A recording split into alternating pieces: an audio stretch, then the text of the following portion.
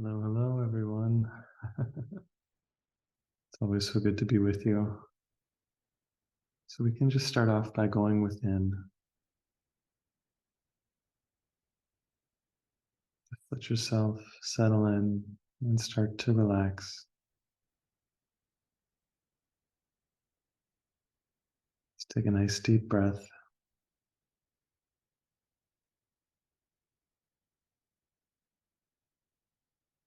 You're right where you need to be.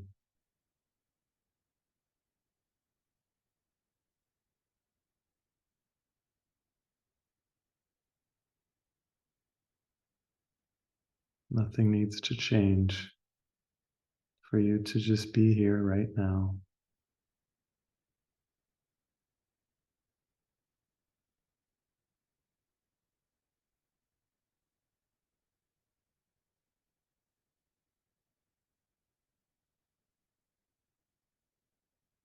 And on a deeper level, nothing has changed. Nothing has ever changed. There is a place in you that is beyond all change.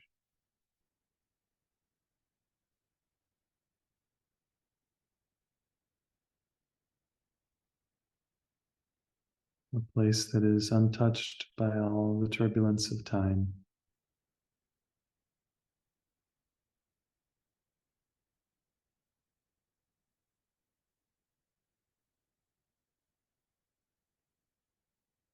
That is in deep and silent rest.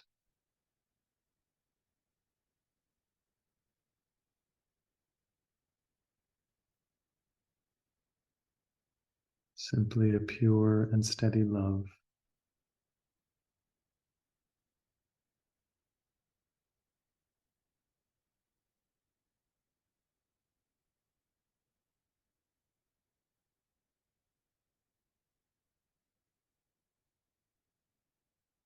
You don't need to achieve this place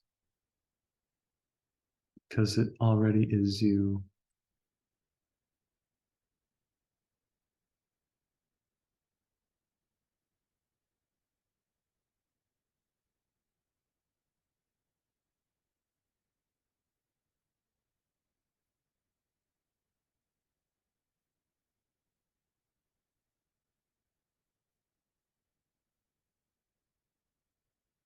Don't even need to remember this experience because the truth in you has never forgotten it.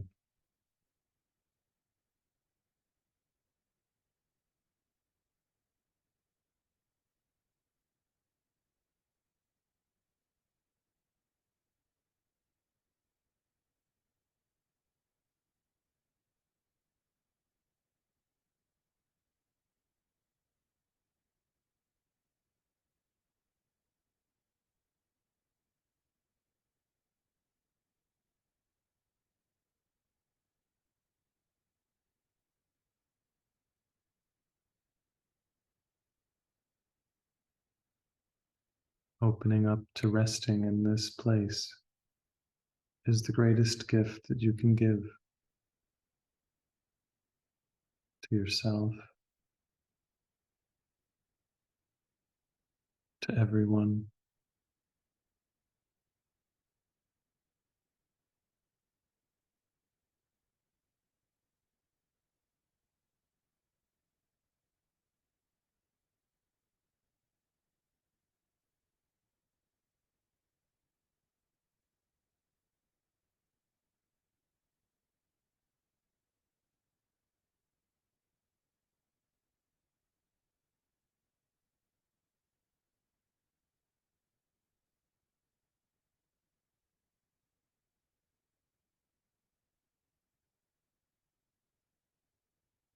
And we open up to this place by being fully present with whatever is in our experience.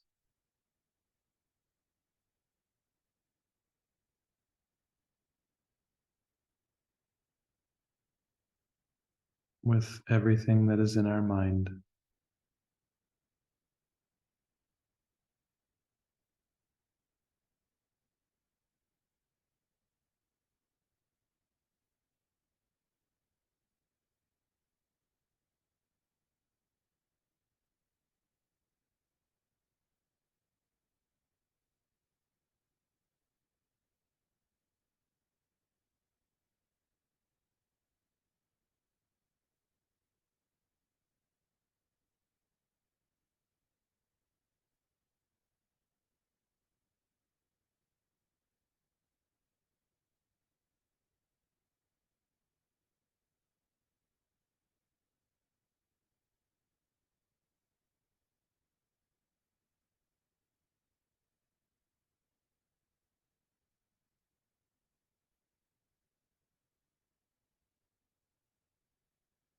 We do not have to strive or struggle with anything that comes into our awareness.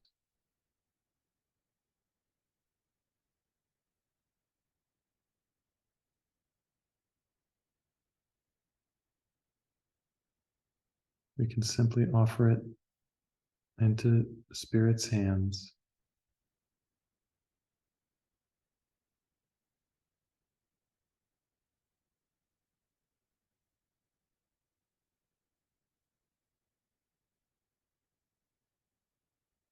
And continue to gently rest.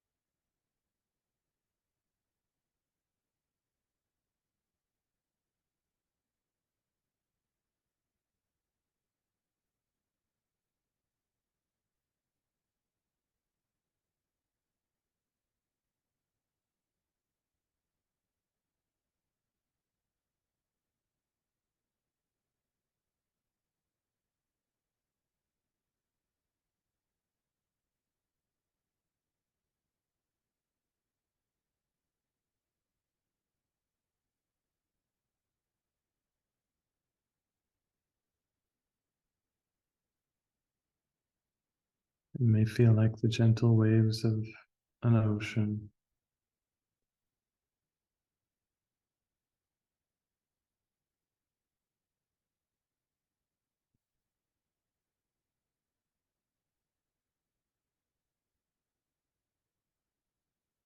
As we rest,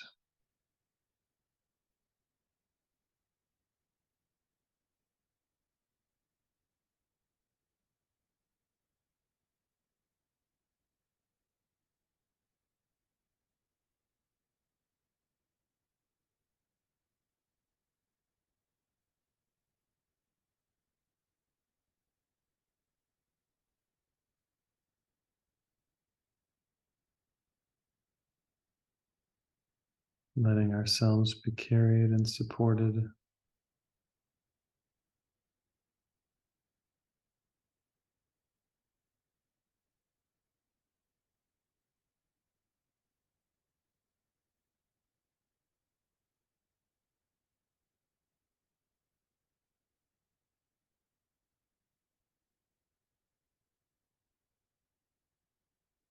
Lovingly held and cared for.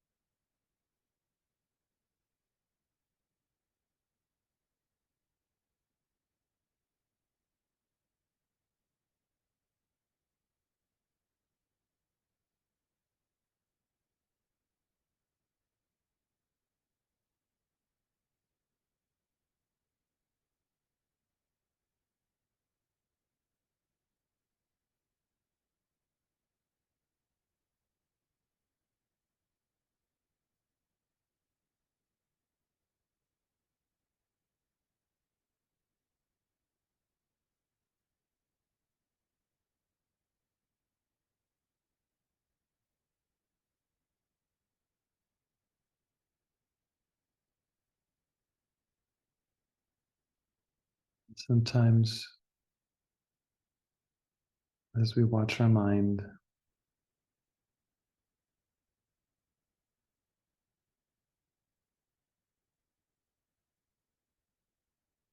we need to lovingly look at so it can release a dark thought.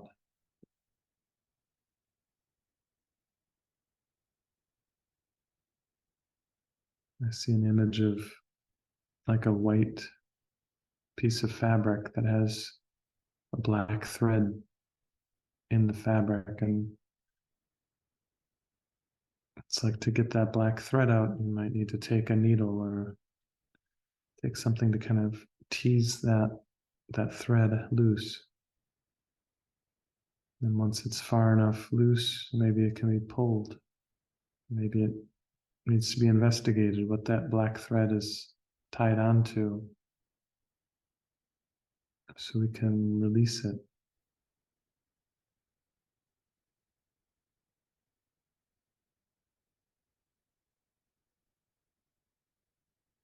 So this loving attention to our mind is a big part of our practice with the Course.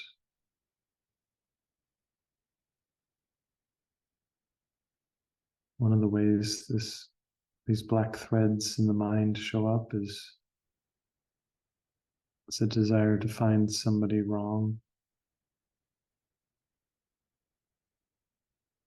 to think that someone is the reason why we're not happy.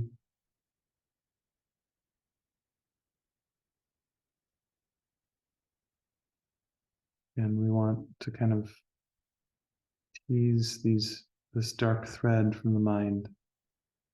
And the way that we do that is we just honestly, openly acknowledge what's there without judging ourselves for the dark thought, but realizing it's not what we want. It's not helpful. It doesn't bring peace of mind.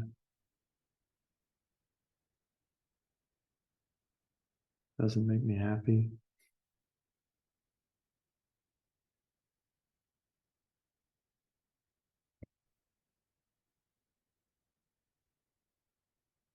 In the text, chapter 15, section 7, Jesus talks about this.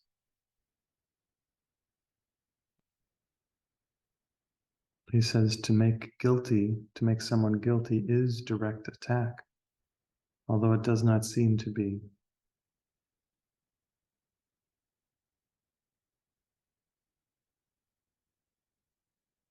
So when we make another guilty, when we think that they're the reason that we're not happy, and of course we can do this against ourselves too. We can blame ourselves and make guilty. But here he's really focusing more on when we do this with another person, that we're not just attacking them, we're attacking our peace of mind.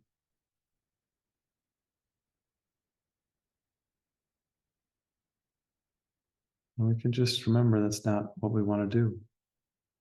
It doesn't lead me to feel good. I mean, it's really that pure. I don't feel good when I harbor a grievance against my brother. I don't feel good when I think unkind thoughts about another.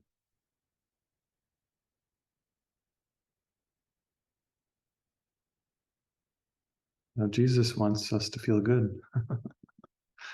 He wants us to feel good by handing over all of our attack thoughts to Him, to Holy Spirit.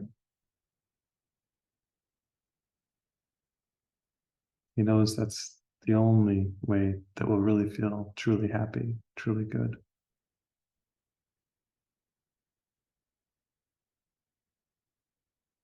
He explains about this way of being with guilt in our minds.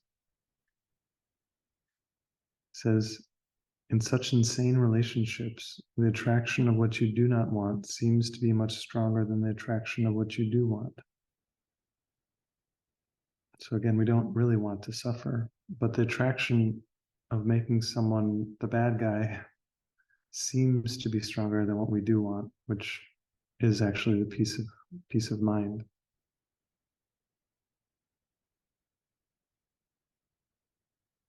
Each person thinks that they have sacrificed something to the other and hates him for it.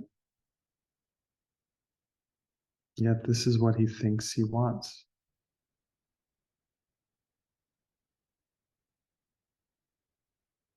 So again, it's a very twisted dynamic, but we need to acknowledge what happens in order to realize we want to choose something different. So here Jesus is talking about the special love relationship,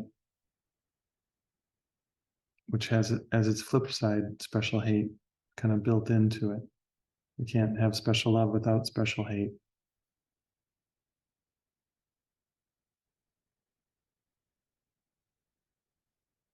But we don't really want either.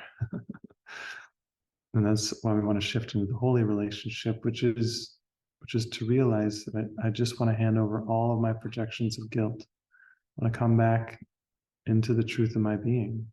I can't do that while I find someone else is wrong.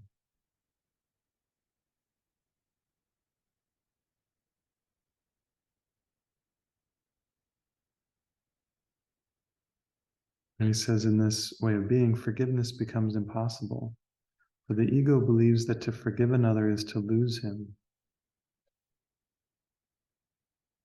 It is only by attack without forgiveness that the ego can ensure the guilt that holds all of its relationships together.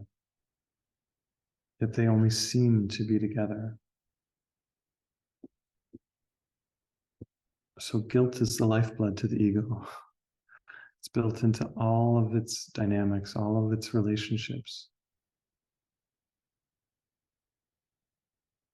And as we look openly and honestly at the relationships in our lives, we start to see, okay, I want to give this relationship over to Holy Spirit because I don't know what to do with it. The way I've used it hasn't been solely for peace of mind, but that is what I want to come of it. And Jesus talks elsewhere about really putting the purpose out front. If we put out front the purpose of healing, forgiveness, and peace of mind with every relationship, that's what will come of them.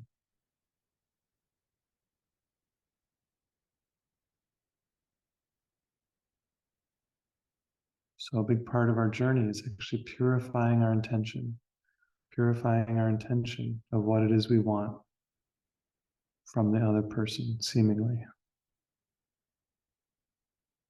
But it's really what we want for ourselves. We want happiness and freedom.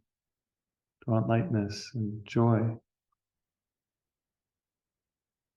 Do I want to think that person has done something bad to me?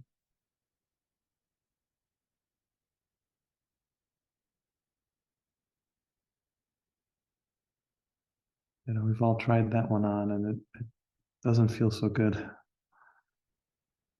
Again, maybe in the beginning it seems to feel good because we're seeming to get rid of our guilt. We're putting our guilt out onto the other person. But in the long run, we realize that it only is clinging to the guilt in truth. Forgiveness is like an open hand where we offer all of our past perceptions over to be cleansed and purified.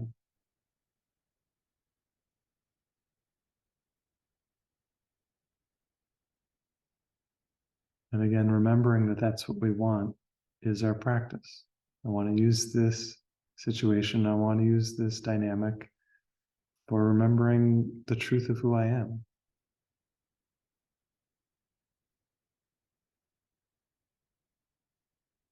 And one by one, we take these arrows out of our, sling. We've been stocking up. One by one, we take them out and we throw them onto the ground. We don't want them anymore. We don't want to make an enemy of anyone.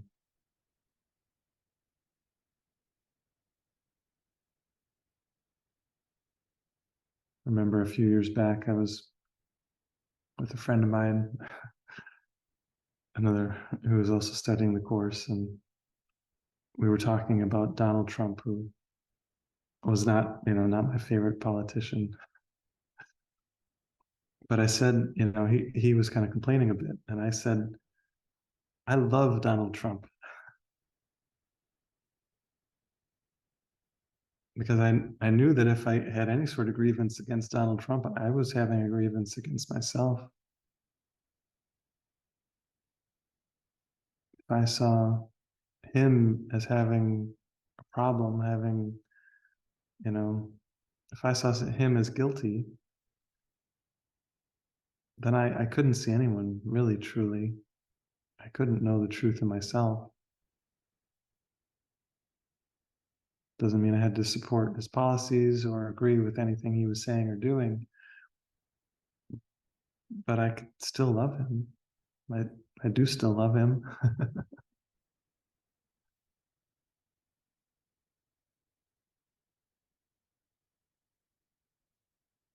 So as always in these sessions, we want to first, find the beam in our own eye. We want to release whatever is distorting our vision, whatever is preventing us from seeing clearly.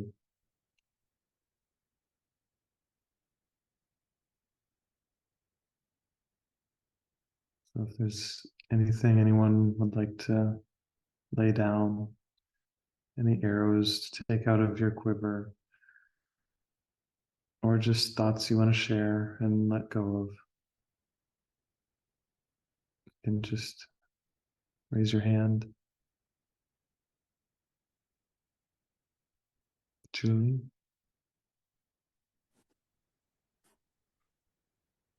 Hi. Hi. Good to see you. Good to see you. Oh, this is so such a synchronicity. So timely. Yesterday I realized why I was called by a group of indigenous to talk about spirit and collaborate with them. It was very heartwarming and surprising too. And I said yes. And I went to one event for 4 days, and the connection was not. I felt something was going on, and spirit kind of showed me the door a few times, which I did not leave. I stayed there just to. I did not listen to that, but so that was maybe a month ago, and then since then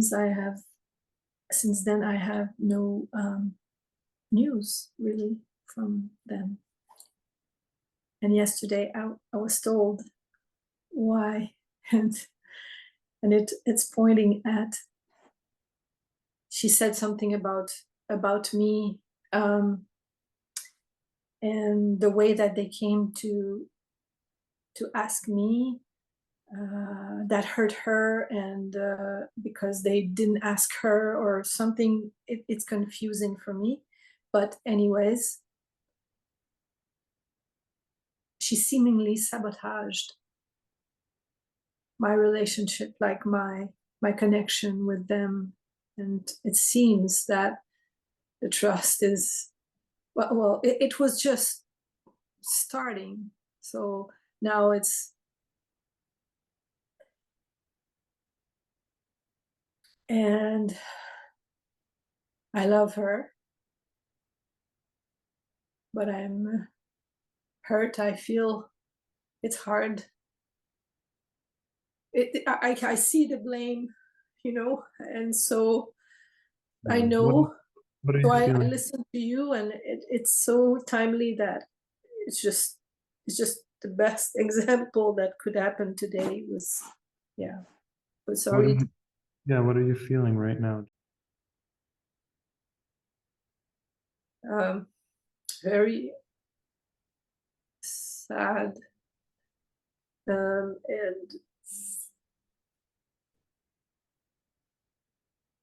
angry that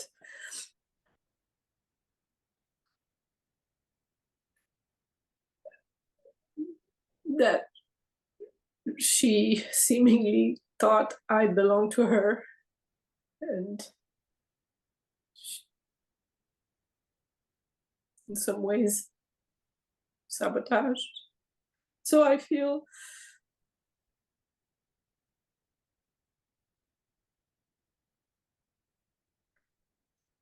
so sad,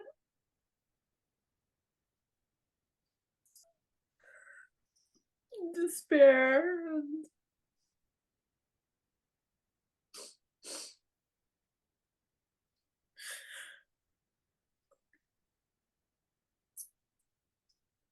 betrayed. Like she betrayed. She. How do you say this? Betrayed me.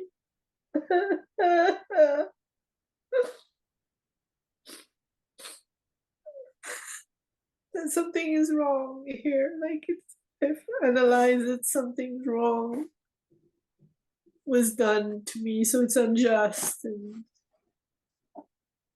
it's sad. It's just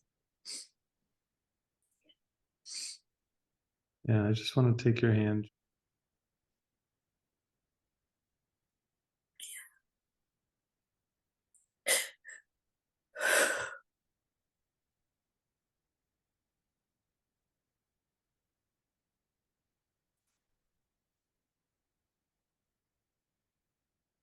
As always, we want to let the emotion move through.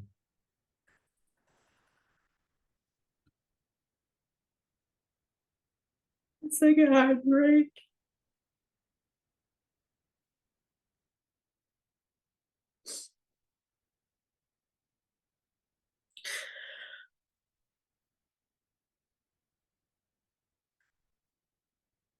So even as you're still kind of releasing around these feelings, we can bring in other thoughts too, which is to remember that you cannot actually really judge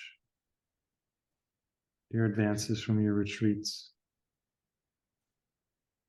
You can't even judge, which path A or path B is a better path. So the path of interacting more with these people versus not interacting as much with them.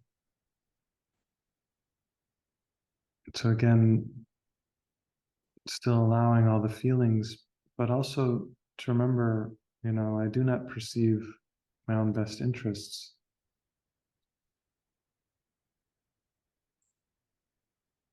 But it feels like this sense of betrayal, sort of like a deep, deep wound, a deep pain in you. Yeah. And it's deeper than your relationship with. There's that symbol of, for me, of being called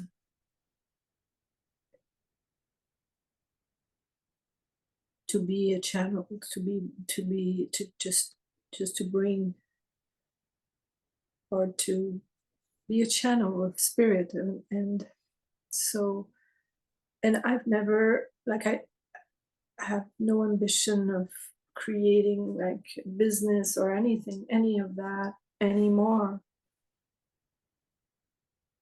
And this was kind of a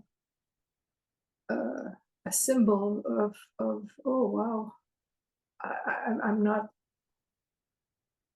advertising anything. I'm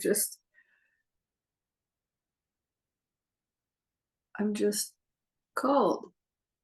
So it's there was it came also with a sense of opening, of of flow,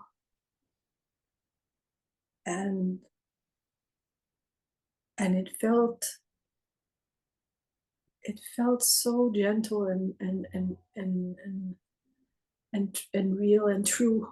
Like it true, felt good, simple. And so it brings confusion right now. It's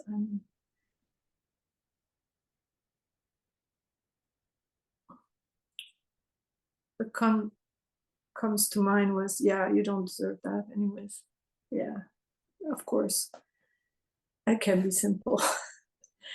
Like, Yeah, and I think with all the judgment. right. That's where the attack thoughts start to come in against yourself. Yeah. And those can just be handed over to Holy Spirit. Yeah.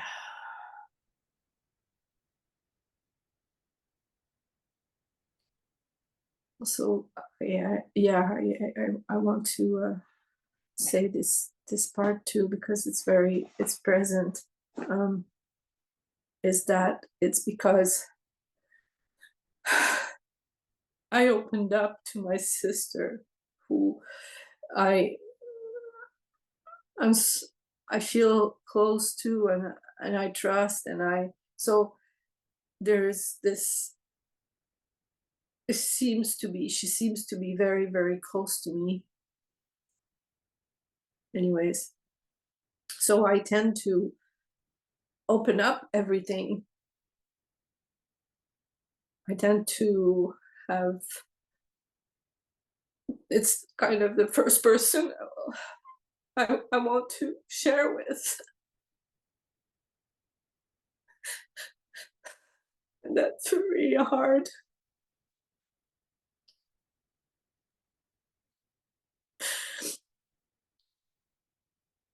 Because she used things that I said to her against me. Seemingly.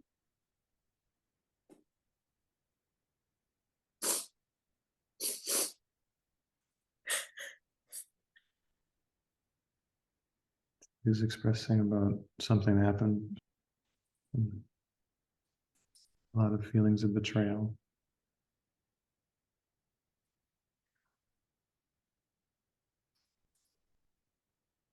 Hi, Jen. Hi, Julie. Good to see you.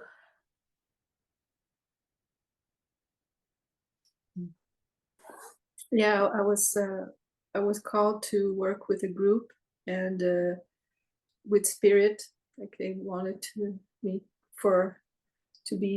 to talk about Spirit, and for a month and a half, I didn't have any news from them, and I just turned out that Helen talked to them because they were working with the clinic. They were working with them at some point, and it went sideways, and now she's seemingly using me as a leverage for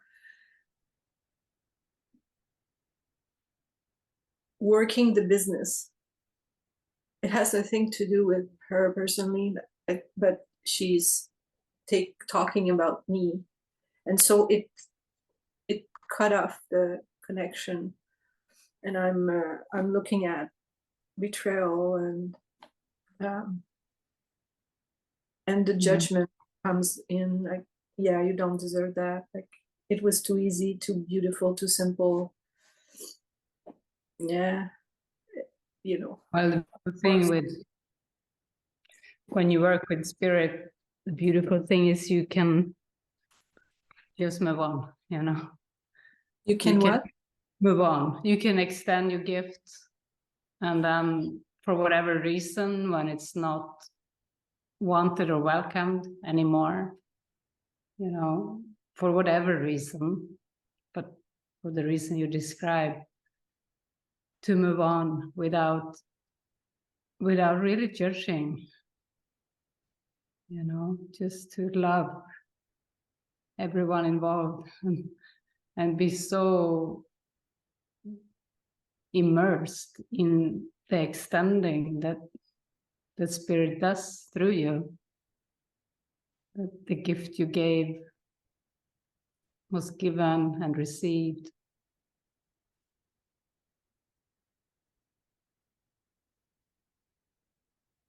And then to trust and see where your next assignment is.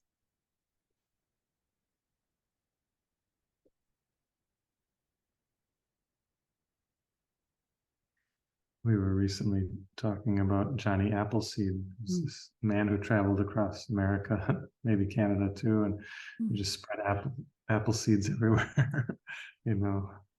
But he didn't like go back and like check to make sure the apple tree grew from that one seed, or you know. He just wanted to spread them.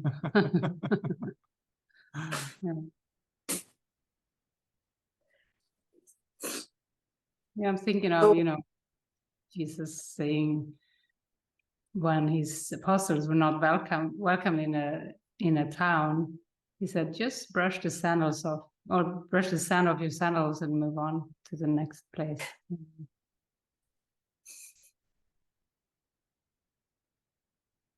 So not to stay hooked on who seemingly was the big, you know, the traitor. No, because it seems that's where I get caught up. Is I don't feel so much like I'm hanging on to the group. Like it's more like, oh, you know, why would you do that? You know, yeah, that's more. That's what I'm looking at today. Yeah, it's good to look at that belief, to look at it until it's cleared. There's another thing Jesus says: do not see error. And first, he says, overlook error. You know.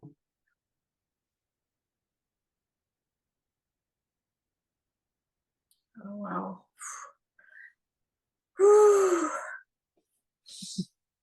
Yeah. I have a sense of it's like it passes, touch me, and I feel it. Yeah.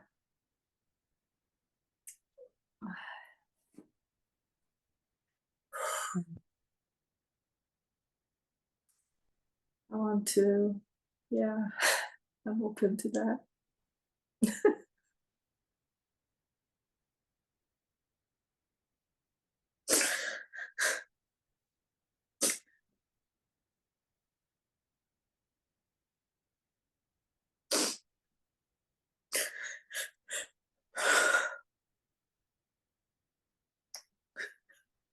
It's scary. To trust.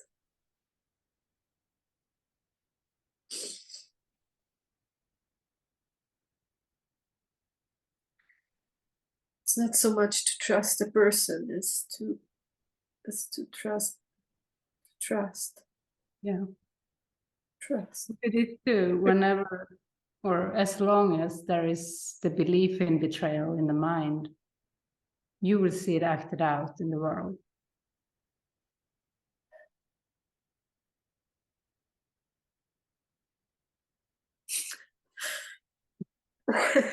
You know how powerful perception is, and projection makes perception.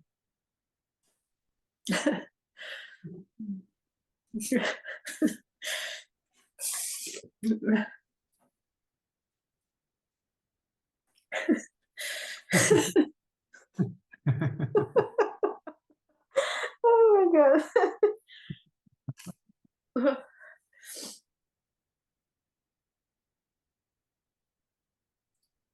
It seems so real.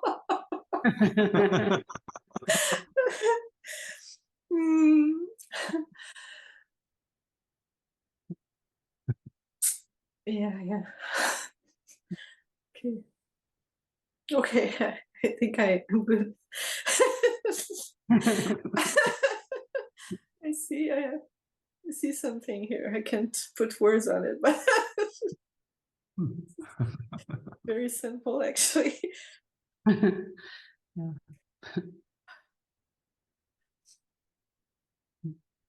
Thank you.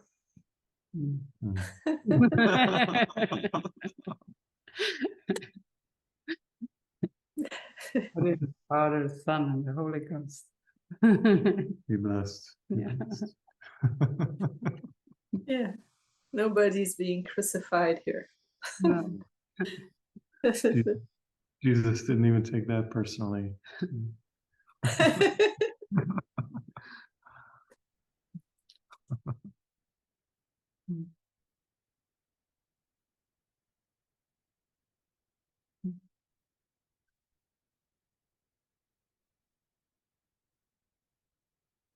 Hello, mighty companion. Hi. I just need a clarification. It's about the course. It's under the meaning of miracles, revelation time in miracle, and it's chapter 3. Okay, first I'm going to say I really have problem when you know, like in the Course in Miracles, it says that we cannot be in awe. You know, it's only for when we look at God to be in awe in front of God. Okay, so that's where I have a problem of the awe. Anyway, so and I'll explain later on. Okay, so in chapter 3, line 3, it says, I just want to make it short. You are a perfect creation and should experience awe only in the presence of the creator of perfection. The miracle is therefore a sign of love amongst equal. Equal should not be in awe of one another because awe implies inequality. Okay, my question is, okay, when and this is just an example, I'm just using, when I see a beautiful flowers, okay, and it, like, you know, just for me to look at a rose, I'm just using the words, to me, I'm in awe in front of this roses, and I have like, when I look at it, and it's to me, it's so profound. And it's almost like the feeling of, you know, when you're a romantic, special relationship, like your lover is your object.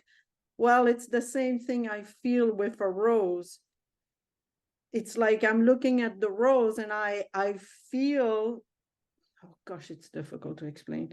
It's like I feel the love, okay? And and I'm in awe in front of this roses, is so beautiful to me. Like, it's just like I feel my heart just pounding, okay? So what is the point here? Like it says here that I'm not supposed to be in awe in front of this. Am I making the rose an idol? I don't get it. No, I mean, maybe you can just use another word. Like what? Amazing. Oh, I see. Okay, instead of awe. Okay, well, In love, or you see, you know, you almost see perfection. You almost see beyond the form. The rose brings you an experience that is so beautiful, like the miracle. But I wouldn't say it's awe. okay. Maybe the word awe is overused. But this feeling that I have when I look at the roses, to me, it's what love is. Forget the object. Mm-hmm. Like, it's so difficult to talk about Maybe love. you You know, like want it's like I'm connected with spirit when I have this feeling, and my eyes see the roses, but really, it's what Yeah. Does it make me align with spirit? Like, is it what? Yeah, it seems like it opens your heart. Yeah. To Okay. spirit. Yeah, I don't think you're doing anything wrong when you let the rose be such a way for you to open your heart to spirit and to love. You're actually allowing a symbol. You're actually forgiving the world through the rose. Like Jesus said, you could receive salvation from a table if you saw it without your past learning. And maybe this is, you're onto that with the rose. I'm falling in love with the roses. You sound like Rumi.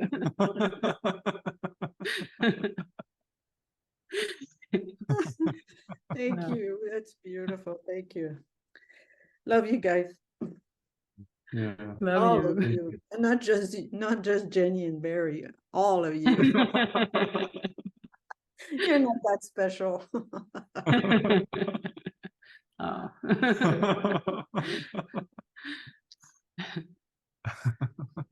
Oh. Oh.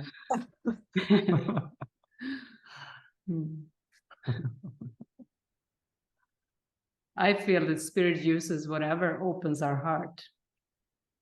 When we fall in love, it could be a child or an animal or a flower or a partner. It's spirit's way of reaching you with what you're open to. Okay, so it's spirit opening up my heart. Yeah. Oh gosh. Okay, so you see, you've answered the question. Ah.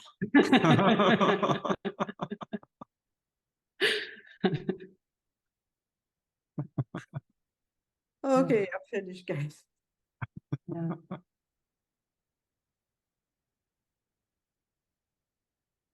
Yeah. Yeah, it makes me think of, I don't know who it was, Gandhi or someone, when people were throwing themselves at their feet. They were like, what are you doing down there? Get up, we are equals.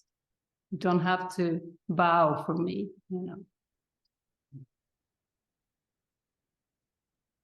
And that, because that would be for God. That is what these words describe that you're talking about. Because God is the creator. God created his only one son. God is one creation. And the creation, it's okay to feel awe towards the creator. That's actually the great gateway to the experience of oneness with the creator.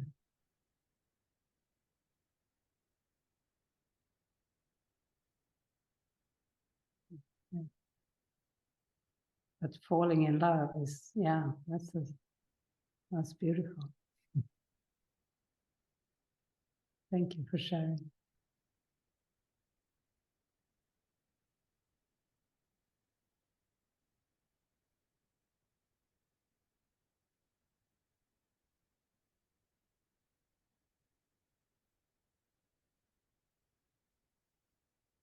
Solveig? Yesterday I got a text message from my mother that brought up a lot of things. Yeah, it brought up for me this kind of, she more or less said to me, like, I just spoke with your daughter for 1.5 hours. She's very sad. Maybe you should call her. And it just felt like, don't mess around with that. My daughter is 27 years old. She can call if she wants to talk with me. And it's good right yeah. there. So you know what to answer. But I got really, it brought up a lot for me, and it was all about this guilt and sacrifice that you were talked about earlier. And I'm beginning to see my own, you know, what's in it for me, what all the beliefs around sacrifice and guilt and stuff. But the thing is that part of me just wants to speak up to my mom and say, you know, please stay out of my relationship with my daughter.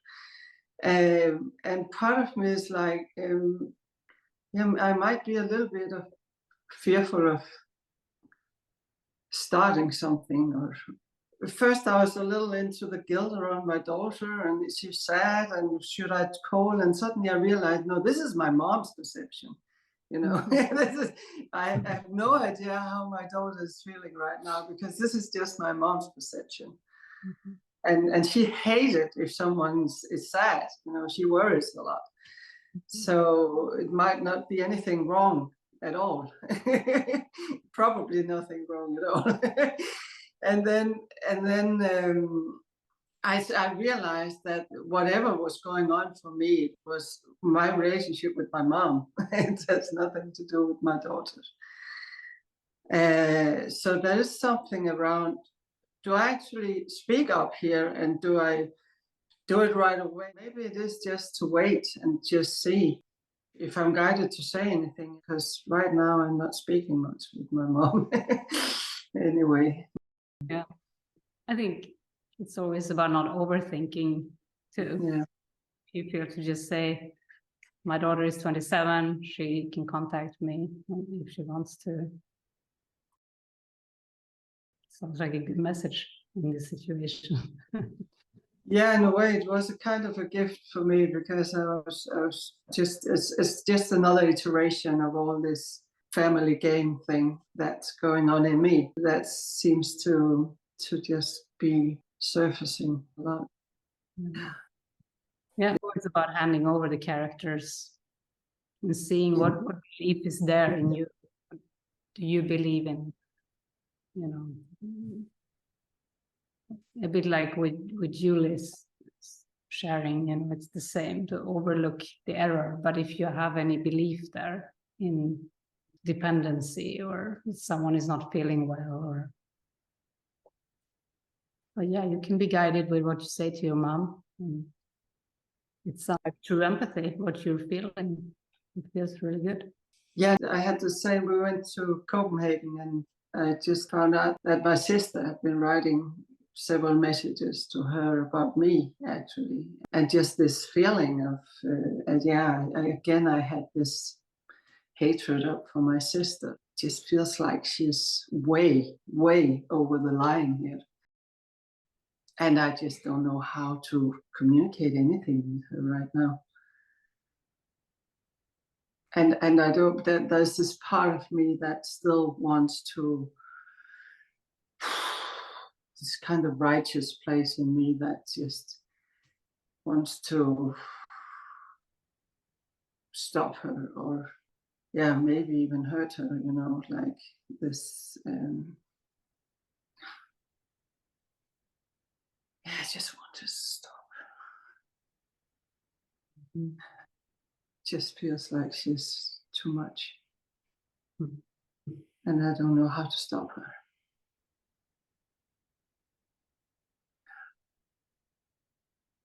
Yeah, so again, to release her, to hand over what is brought up in you.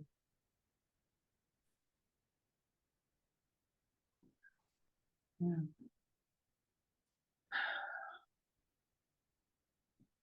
Because with deception, you know, only if the mind desires deception, will you perceive deception? Will you hear deception? So even with your daughter knows you, or, you know, there is a relationship there. And so, but yeah, this is all about handing over the characters. Yeah.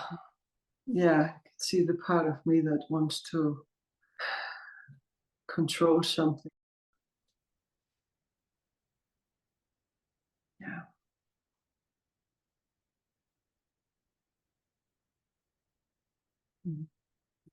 Yeah, and at some point it feels like I started rocking the boat, by saying something. The thing with the summer house, there's feeling uncomfortable about not knowing what's going to happen.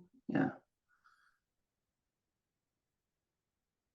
But it feels that I have moments where I can see this is good.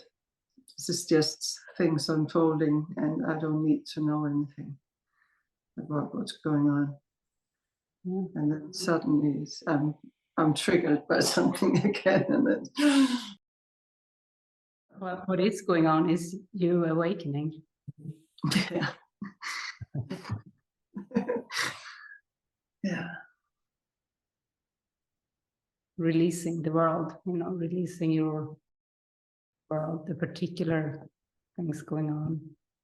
Not really going on, and it's not really anything that you need to focus on. You keep focusing on your awakening, on what serves awakening, what serves your mind to expand. And sure, it is forgiveness of all of those things that stir up something in you. But that's all that's going on. Mhm.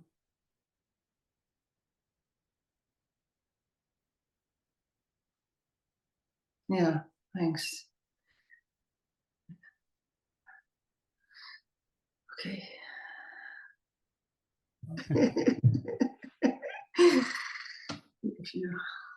Thanks.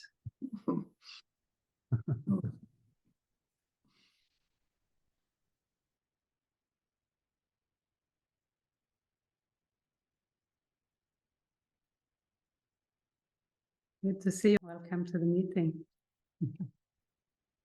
Yeah, I was just feeling like, should I say something? And then, I don't know, like, I feel like this was so awesome. This is, yeah, I want to extend my gratitude. This feels just so, just in like landing deep in my heart. So I appreciate it. Yeah. Lovely. Good to have you here. Yeah. Yeah.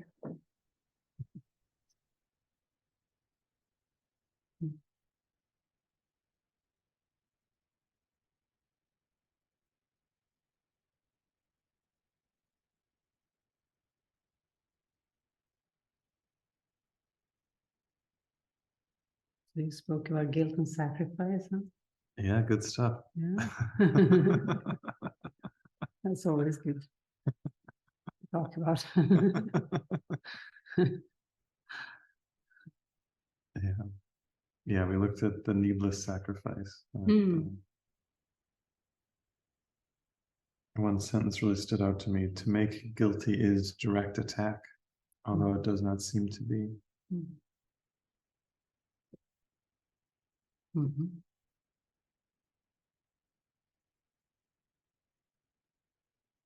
Like I shared this image of how like the mind is like a white fabric that has like black threads, the ego thoughts that we want to kind of take a little needle and tease them out, pull them out of the mind. Yeah. To make someone else feel guilty is the ego's religion, is what Jesus says in another place. It's very strong.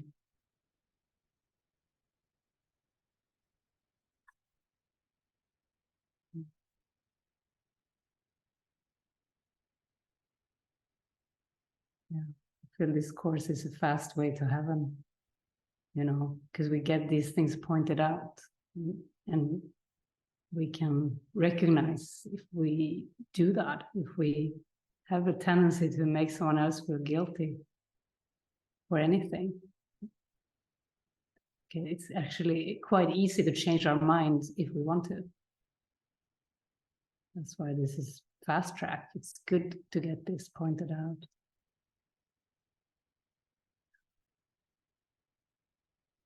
Okay, we saw Anna's hand. Hi. Hello. Hi. Yeah, you had written to me. Yes. Shall we talk? Yes. Yes. Like, what did I write to you about again? Oh, yeah. You're right. Oh, yes. You wanted to talk about the prayer, Holy Spirit, decide for God for me. That was one thing. And then you said that you have another thing, a subject that keeps presenting itself in this lifetime. Oh, yes. Okay. Which one shall we start with? Okay. So we can leave for right now. We can leave the Holy Spirit decide for God for me for right now, because I think that's kind of moving through. Something that keeps presenting itself is around the subject of decision making. I am a terrible decision maker. And when I actually make a decision, any kind of decision, so like, for example, I'll share the story that triggered all of this. Me and Kevin were in the kitchen, and Kevin really likes to control the kitchen, but it was my turn. So all I did was take the salad out of the fridge, put it in 2 bowls, put it on the table with the salad dressing. He walks in behind me, takes the salad, dumps it all into 1 bowl, pours the salad dressing on, mixes it up, puts the salad back in the bowl, and puts it on the table. I lost my mind. I was like, that is it. Why is it that my mom was like this too. Like, this just keeps presenting itself over and over and over again. I go to do something, someone comes in behind me, says that's not good enough, and does it their own way, or makes me do it the way that they want it done. It's a source of rage at this point, like temporary rage, but it's such a giant trigger. And then I was noticing as well my own decision making, because I feel paralyzed by decisions most of the time. And so I was really noticing my own decision making process goes, oh, okay, wait, what about this? Forget it. Like a 3-part, like, oh, I don't know. Never mind. Okay. So was that there when you were making the salad? And when you were preparing this, did you have this idea No, and you brush it off, or no? No, not at that time. That time I actually followed the idea that I had. I was like, oh, I'm going to make this for dinner. Okay, that's great. So I just started to do that. And then the very first step I took, someone came in to change it, to like, I had this vision of dinner, and someone always comes in behind me and takes what I'm doing and redoes it.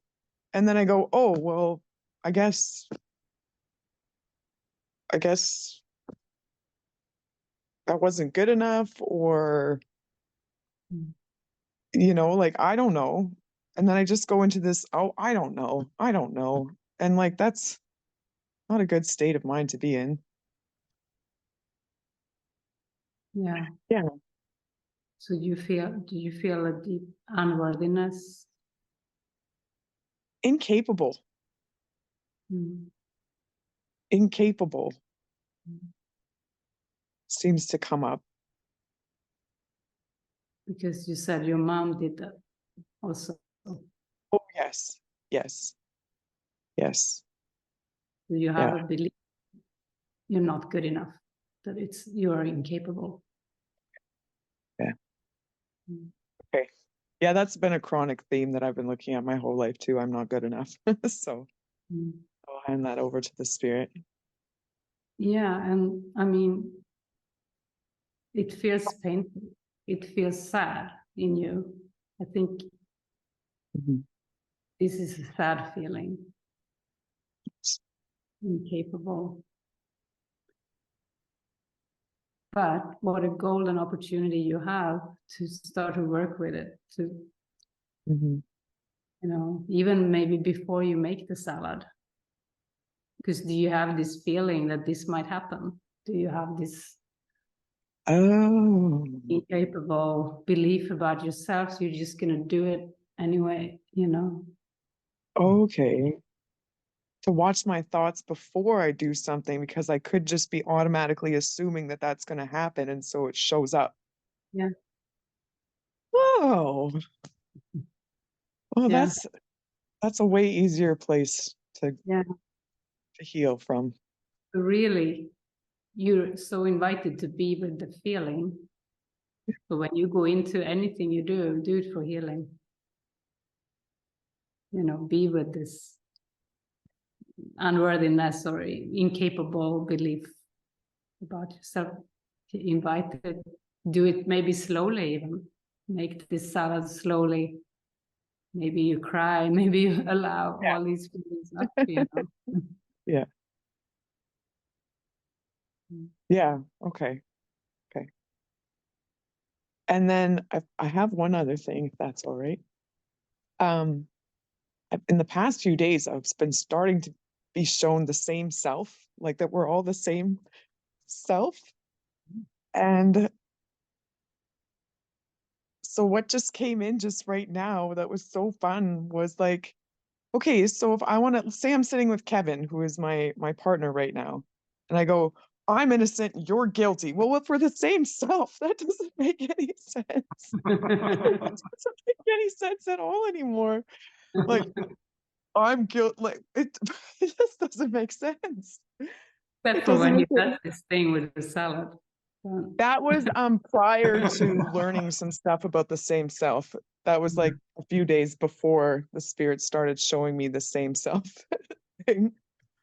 And one last thing, I believe that the mind can be sick, and this has been my entire experience here. I've been blaming that the mind can be sick, like as I've gone backwards and like not just seen it in other people, but started to see it in myself. And then over the past few years, I've wanted to like get Anna off of me, you know, like blaming Anna, like I need to get Anna off of me. Like she's stuck on me, and she's the one that's responsible for all my upsets and stuff. You know, she got a shitty gene pool of mental illness, and she's the one that's sick. And if I could just get rid of her, then I wouldn't have to feel this way and all this kind of stuff. And I just wanted to put that on the altar, you know, like I believe that the mind can be sick, and I project it onto Anna. And I even see Anna as a symbol of mental illness, of like multiple personality disorder. Like when I look at me and you and Barret and Francois and Christian and everybody, I've always seen it as this like multiple personality disorder, all these personalities running around and nobody's knows what the hell they're doing. And yeah, and just feeling hopeless from what I thought I saw. And maybe Anna looking too. When you judge, the one who judges the Anna character is actually also Anna. Whoa. Okay. There's always been two Annas in my head. Two Annas. So the one looking at Anna and judging Anna is also Anna. Yeah. As long as it's judgment. Yeah. Awesome. One looking at Anna and judging Anna is also Anna. Yeah. You know, Jesus says consciousness is the domain of the ego. Okay.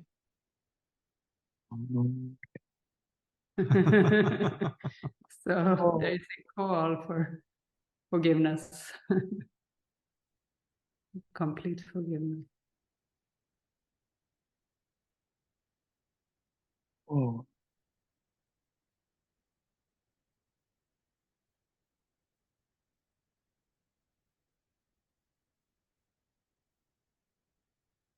Are we supposed to forgive consciousness entirely? Question. Okay, Yeah. perfect.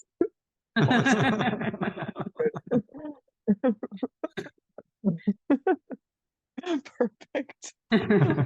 Feels so good. Oh, Yeah, I think it is, the funny saying, until further notice, forgive everything. yes, that's And been my mantra. further notice would be the last judgment, which is God's job, and this is, you are innocent, wholly innocent, and you always were, yeah. Oh, it's the lesson we're working on now in the course. The date, if you follow the year, it's now. It's about the last judgment. It's Yeah. time. Yeah. For it. The time is now. Yes. Yes.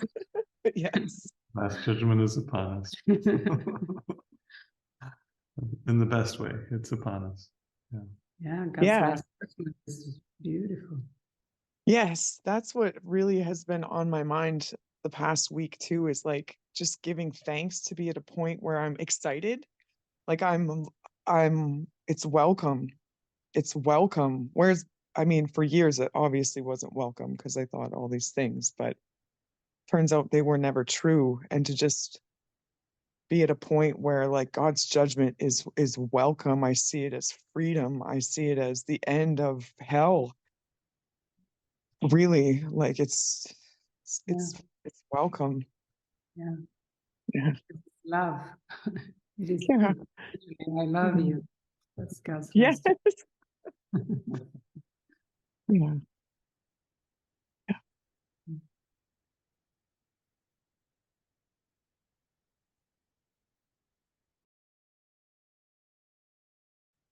Yeah.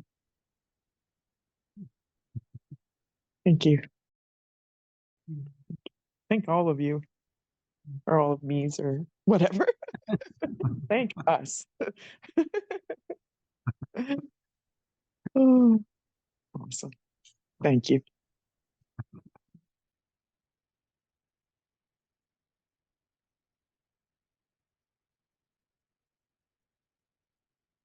Okay, any other sharings? Or anything wants to be put up for healing?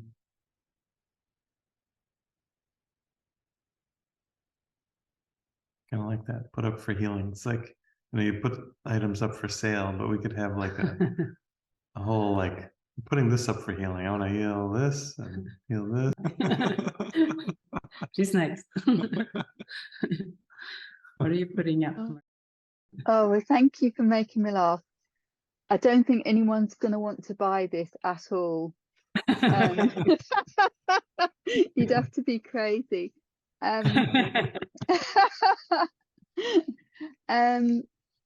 Yeah, I don't even want to talk about this, but it just makes me feel a bit weird. So,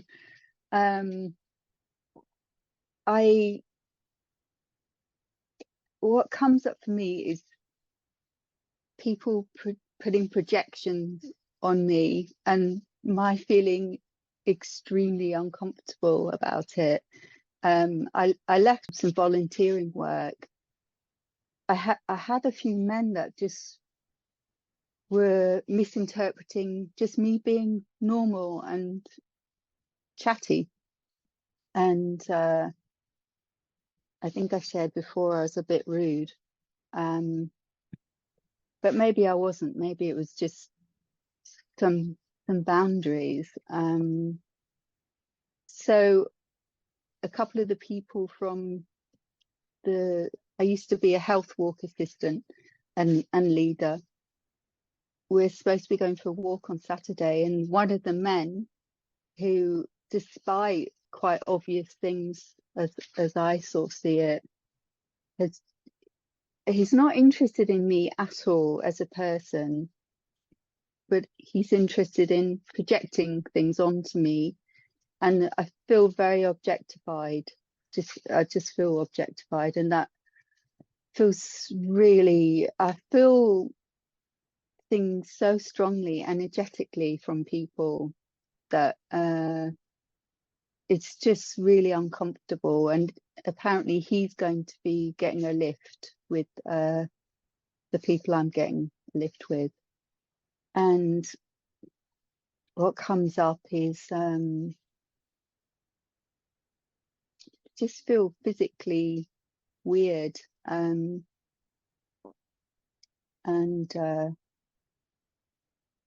I'm starting to having thoughts about not going or trying to control it in some way, and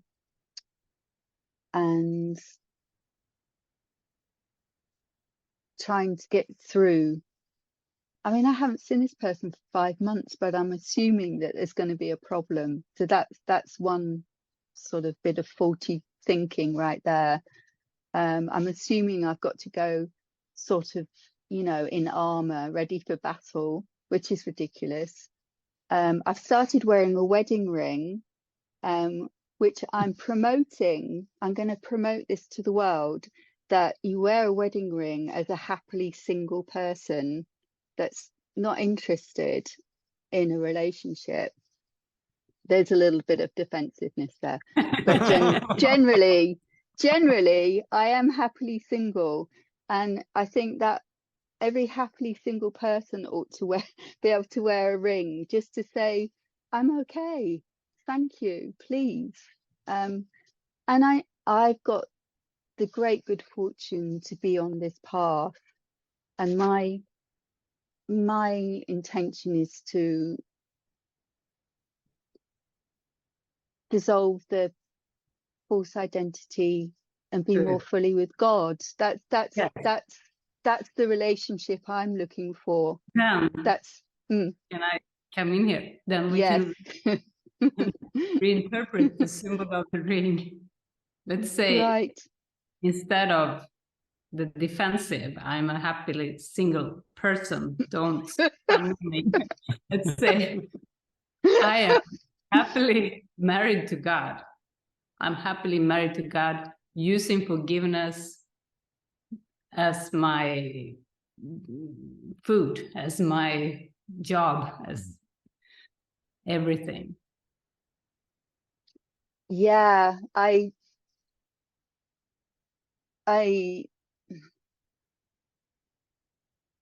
don't know how to do that. The God bit, yes, I'm pretty clear about that. I don't know how to apply the right perception and forgiveness, but because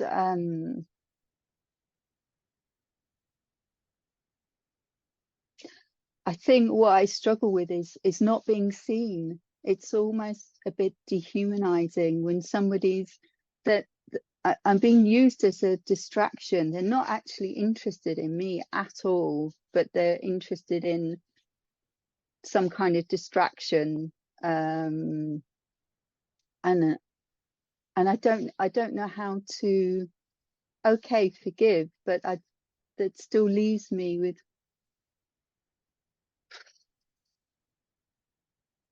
Yeah, I think this is good. This is an area for healing. It definitely is, and I'm really happy. I'm happy every time I see something.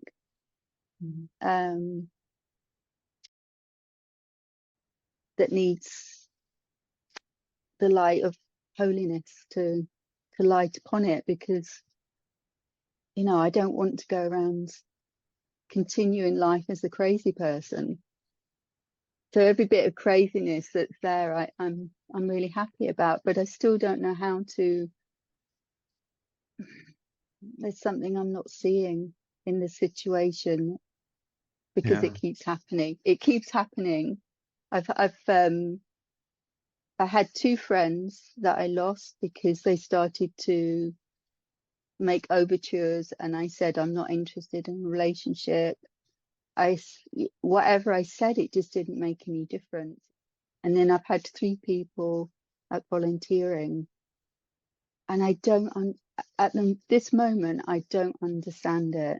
I understand that there's lots of people looking you know, like I used to, for love in all the wrong places. But I don't know how to meet that. I don't know how to meet it. I just feel to share, Marie Louise, that as you're talking about this ring on your finger, when I kind of feel the energy of it, I don't know if you're talking about your fourth finger or this middle finger that you're presenting. It's more the middle finger. It sounds like oh. It is. Yeah, I will. I mean, because this has gone on. Yeah. So let's probably since I was 12 years old. Yeah. What happened when you were 12? What is this?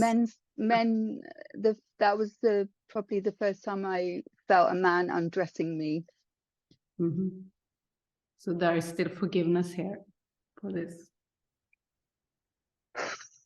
Needed, called for.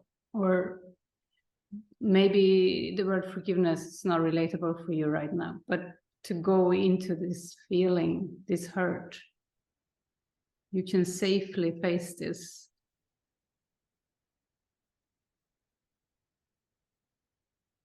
Yeah, that's gone straight to it. Thank you.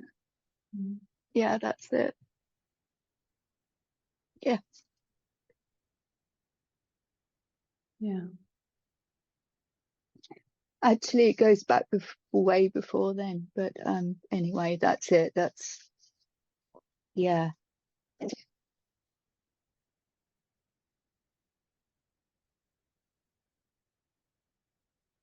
Yeah, I think, you know, when you're a child, you can't protect yourself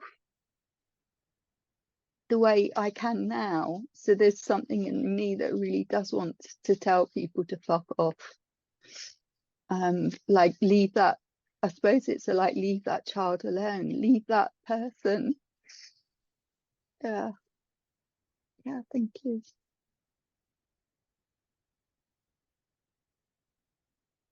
And it's actually safe to feel the terror with Holy Spirit, you know, to feel the terror around this and just keep handing it over.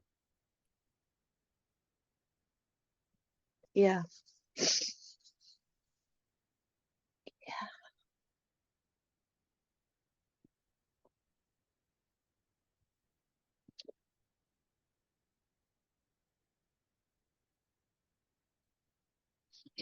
I just want to say I'm so deeply moved and such deep appreciation for this group, because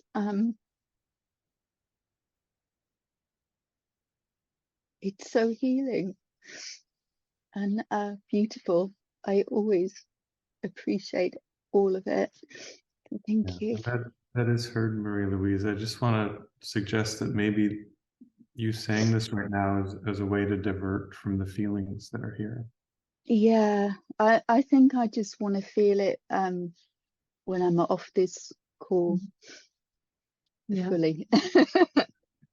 You will keep healing this. This is beautiful. Mm-hmm. Yeah, thank you.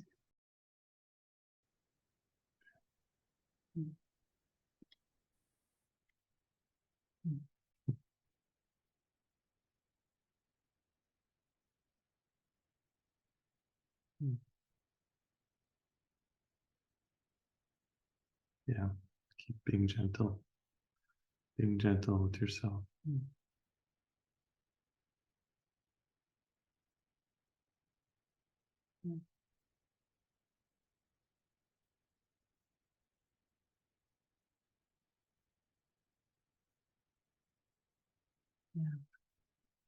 The world is very practical this way. It will keep presenting the opportunities to heal the unhealed traumas. It will just keep presenting stuff until we really have been able to heal. And we can see the world that way, and it's safe. We're safe. Seeing the situations as opportunities to heal. Because in the awakening, we're also learning I am not a body. I'm free. So all those deep hurts and deep feelings that actually identify us as body is safe to face.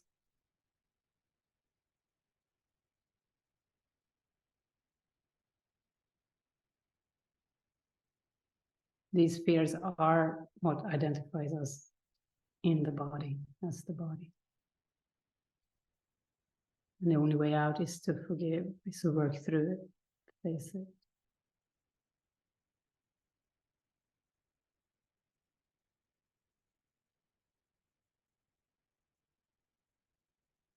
I feel we're all doing great in this.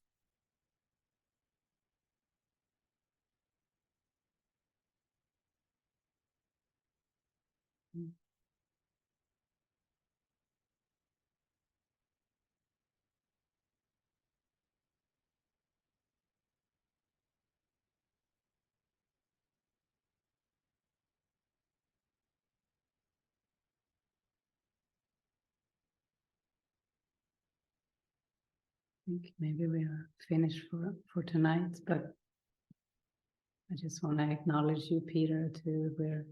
I'm with you. We're with you. You can feel the process going on there. Yeah. Mm.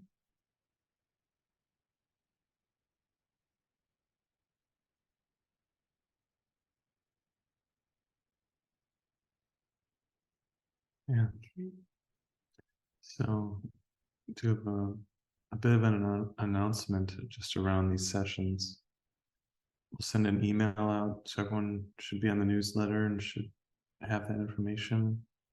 But the next session will be Sunday as normally scheduled in the morning at 8:30 our time. And then the following session after that is actually going to be a week from tonight, Thursday night, at our normal 7:30 time.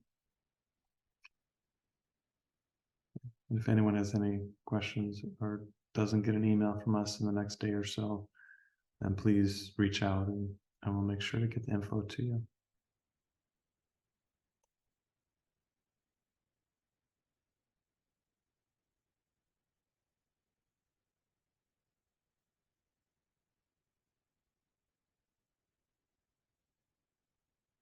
Yeah.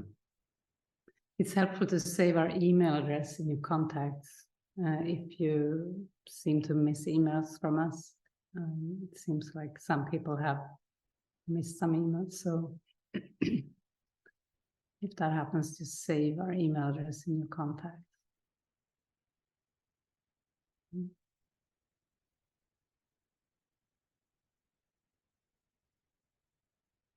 Okay, blessings. Yeah. To all of you. We hold you in our hearts. Yeah.